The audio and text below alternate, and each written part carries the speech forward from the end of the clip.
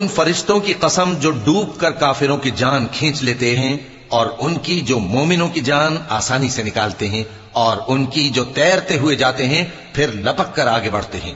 پھر دنیا کے کاموں کا انتظام کرتے ہیں کہ وہ دن آ کر رہے گا جس دن وہ زلزلہ آئے گا، پھر اس کے پیچھے اور زلزلہ آئے گا، اس دن لوگوں کے دل خوف زدہ ہوں گے اور آنکھیں جھکی ہوئی۔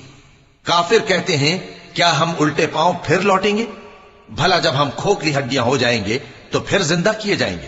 کہتے ہیں کہ یہ لوٹنا تو سراسر نقصان کا لوٹنا ہوگا۔ تو بس وہ ایک ڈانٹ ہوگی، اس وقت وہ سب میدان حشر میں آ جمع ہوں گے۔ اللہ تم کو موسیٰ کی حکایت پہنچی ہے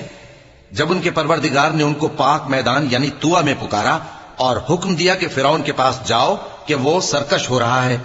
پھر اس سے کہو کہ کیا تو چاہتا ہے کہ پاک ہو جائے اور میں تجھے تیرے پروردگار کا رستہ بتاؤں تاکہ تجھ کو خوف